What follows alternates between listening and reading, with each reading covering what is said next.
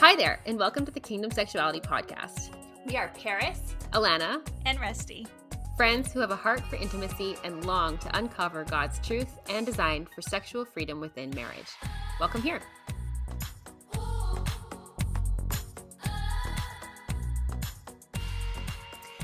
Hello, and welcome back to another episode of the Kingdom Sexuality Podcast. It feels like it's been ages for some reason for me since I've been on here. I don't know. I think because you and Paris recorded an episode together last time. I was like, I feel so out of practice.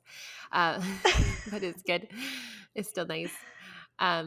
Today we're going to just chat something. It's going to be really casual. It's going to just be visiting back and forth and picking each other's brains. And I think I don't know if it was like a follower's question or what made me think of this, but I was thinking about, if something is sexy, right? And it's like, okay, is sexy just a state of mind, or is it more than that? And so, right. Rusty, if someone was to like ask you, is sexy just a state of mind, what would you say? My gut response, if you were to ask me that, I would say 100%, just because I know, like, from the different phases of life that I have gone through, I have gone through times where I felt super good in my skin, and then I have gone through times that I didn't feel so hot in my skin, and there weren't any really, big significant changes. There were no real differences. It's not like, I had a horrible haircut one time and then the next day I didn't, or that I had, I don't know what it is. It's just sometimes you really feel like, I've got this. Like, man, I feel beautiful. I feel confident. I think confidence is really what, whenever we're talking about feeling sexy, 100%, I think what it really boils down to is, do we feel confident, right? Do we feel like what we are putting out there is something that our spouse is going to say, yeah, I like what you're putting out there. Right?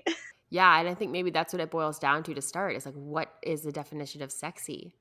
What does that even mean to someone, right? Because maybe it varies from person to person. When you feel like confident, like you said, confident in your own skin, and you feel like attractive to your spouse, right? Like, I think that's maybe what it boils down to is, how are you feeling in your own skin? Right, because we've gone through times where our bodies are very different, postpartum, pregnancy, your body's not your own in that time. And so you feel like you're just the host of this other this other being. It's completely taken over so many aspects of your body. And so, I think we can definitely, having gone through a time like that, we can say that it is very much so about that. Wouldn't you say? Did you ever struggle like during pregnancy or postpartum, those types of things where you had to just adjust and regain confidence? And what does confidence look like in this season with this body that I'm in? Oh, totally. And I think too, like, I recently had a giant ovarian cyst and I called it my water baby because it just was, I looked like 9 months pregnant, you guys. Like, it was awful. And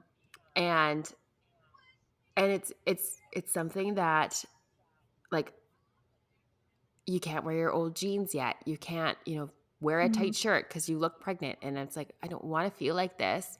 But it's one of those things that, was my husband still attracted to me throughout that entire time? Absolutely he was. Like, it wasn't that something was different there, but it's definitely, I didn't necessarily feel sexy all the time. Right. Like we said, is it just a state of mind where,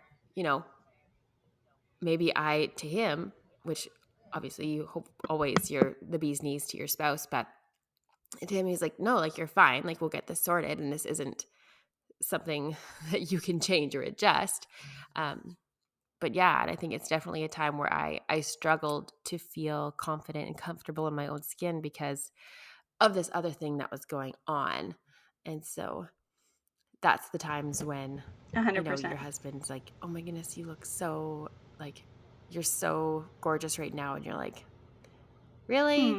Like, well, thanks. But, right. And that's when you try and like, you like want to accept that compliment. And you don't want to just like, roll it off your back like a duck. Right. But you want to Right. actually soak it in and be like, no, like he means it. Like he means what he says, right? Words have weight and power. And I think even to when you don't feel that sexy, to be like, okay, what do you love about me? Just like tell me so I can try and like hype myself up Yes. and not Yes. convince yourself, because you don't need to just convince yourself, but like to really soak it in and be like, no, like I am beautiful and I am gorgeous. And I think too, kind of bringing it into like scripture with it and thinking of, and I know Paris and I have talked about this before, but like Psalm 139, right, where you're knitted in your mother's womb and God has made you, fearfully and wonderfully made. And I think to reflect on that and realize that there's so much more going on, and your body is a temple and that the Lord has made, and you're a reflection of his image. And so to like, I don't know, it's easy to like tear ourselves down and be our worst critics. But I think we have to really be mindful of who God made us to be despite that, right? So Absolutely. Absolutely. But I love that you said that. And I think it's so like, what a good exercise for us to almost kind of like practice not only accepting compliments and not just like how common is it for us to instantly like disregard or negate a compliment that somebody gives us. They're like, "Oh, you look really great today." And you're like, "Oh my gosh, I absolutely. just threw this together." I do not. I look horrible, And so yes. I remember hearing people say things like, practice accepting a compliment. Even if you can't fully agree and take it and say, "Yeah, that's absolutely right." But don't fight it back, because 100%, I mean, the Bible says life and death are in the power of the tongue. And so we need to work on putting our hearts in a posture of saying thank you. And just, there's nothing wrong with just saying thank you. And then taking that and let that kind of, God gave us our mouths to build up, to edify the church. That is a gift that we're supposed to be utilizing to edify people and encourage others, to build them up within the body. And if that means telling somebody who maybe is struggling with a little bit of negative self-image or self-doubt, they have low confidence, and saying, "Hey, I just want to let you know, your smile really lights up a room. And every time I hear your laugh, it just brings joy to my heart." Let's work on being those type of people who exercise that gift of edification and encouragement, because it doesn't always have to be an outside issue either. It doesn't always have to be a "you look beautiful." It can be something like that, like, "Hey, you have such an infectious laugh. I love it. It makes joy come to my soul whenever I hear you laugh." I think Paris has one of those laughs. She has this free, wild laugh that it is just like every time I hear it, I'm like, yes, we need more laughter like that in the world. We need that. And so think of compliments like that you can give your spouse, because maybe if they are struggling in a self-image, you can say, "Golly, you know what? I love hearing you speak to me. Your voice is like butter. There's something about it." Or, "I love the way your arms feel around me." Because maybe they can believe that more, and it will still encourage them. It will make them feel comfortable in their skin and comfortable around you, because it's not just a superficial thing. It is very much an inward, an expression of who they are actually, right? Yes. And that's something I was thinking too, is when you were talking about, building people up. And it's interesting how, like, it came to my mind. It's like, well, how often am I doing that to my spouse? It's almost easier to do it to other people that you, see around. Why is that? You see someone like, and you just give them a compliment, right? But how often are we actually pouring into our spouse that way? Which is like, dagger to the heart. Like, I definitely am preaching to myself, I'm sure. Like, where there's times where, right? Like, even the other day, Jeff was wearing this certain shirt and these pants, like these shorts, and he had his hair some way. And I was like, afterwards, I told him, I was like, You were so smoking hot. Like, you looked so good. And I was like, why Yes, didn't I say that girl. like in the moment? Which, like, granted, we're like hanging out with his family. And so it makes it a little bit awkward. You don't just want to like, you know what? You look really I think your sexy son is right now. fine. Like, but no, it was still like, yeah, fine. Your son is fine. But no, it's definitely like, it was one of those things I was like, I need to tell him that I found him really attractive then. And it was funny because he's like, oh, well, I better do laundry because that shirt's dirty and now I need to go wash that shirt and wear it again. And so it's like, Yes, you oh, like double win. he right? Yeah. But it's one of those things that if I'm not telling him what I think He is sexy doesn't or what know. I love about him or what he's doing randomly throughout the day that's turning me on or whatever, yeah, he's got no clue. And so Yeah. even when it's things like, oh my goodness, when you are just like playing on the floor or when you are outside playing catch with my son, like my heart has a boner or whatever. Have you heard people say Right. that before? But it's I like love when you that just so see it's like, that is sexy, right? Sorry, we Yes. can't go over that. I'll give you a minute. No, Yeah. it's great. I remember reading once there Mm-hmm. was a collection of like what couples really appreciated about one another and their spouses. And I remember this one thing and it always jumps back to the forefront of my mind. And it was this guy saying about his wife, like, it doesn't matter what she thinks about herself or what she's doing. I can look at her in that moment and I can be so overwhelmed with attraction and appreciation for her. And he gave the instance, he was like, right now, my wife is in the kitchen unloading the dishwasher. She is in like a baggy tank top and sweatpants, but her bra strap is showing. And I can tell you right then, all I can focus on is the fact that her bra strap is showing and what I know is underneath that. And I am, in my mind right now, all I'm doing is undressing my wife, who is just simply in the kitchen unloading the dishwasher. And I thought that is so true. Like, we say if your husband just happens, Yeah. it's like they can hear, they have supersonic hearing. So they know, like, if you're getting in the shower, if you're changing for the day, and if there is a split second, then they can catch you naked or in your underwear. It's like they're going to bust in and be like, hey, I just happen to be here. Anything we can do right now? And it's true. Yes, And that is so it's so like, true. yeah, like let Yeah. yourself be appreciated in that moment. Don't instantly cover up and be like, oh, don't look at me. I'm gross. I'm sweaty. I just need to shower right now. Like, just stand. Like, I'm going to challenge our listeners Yeah. right now. The next time you find yourself in that situation, let's just blow our significant other's socks off and just strike a pose for a second and stand there and be like, take it all in, baby. Whatever. Like, ogle me. Yes. Tell me what you love. Like, look them straight in the eye and say, tell me Yes. something you love about me right now. And just accept it. Like, just accept it. Let that fuel your fire. What an awesome Yeah. opportunity that would be. Mm-hmm. And it's almost funny too. Like, it makes me think of like another sort of challenge would be to find a time to actually do that to your spouse too. It's like, how many times do Yeah. I like rush in to peep on Jeff when he's changing to like go say something nice? Like, doesn't really cross my mind. Like, maybe it should. Oh, I'm a person who will run in there and I'll give like a booty tap. I'm just like, hey, babe. Oh, okay. I need to go do that then. It's on my list of things to do now. Yes. But like, I think, because even the other day when I was talking about, I had posted something about, date night, right?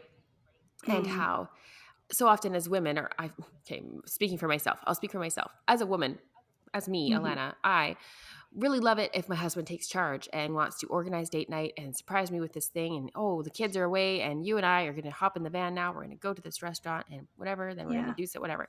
And I would love that. I'd love that he would organize that. But in the reality of our world right now, that's just not how it happens. He is working all the time. We're running. We've got a million things on the go.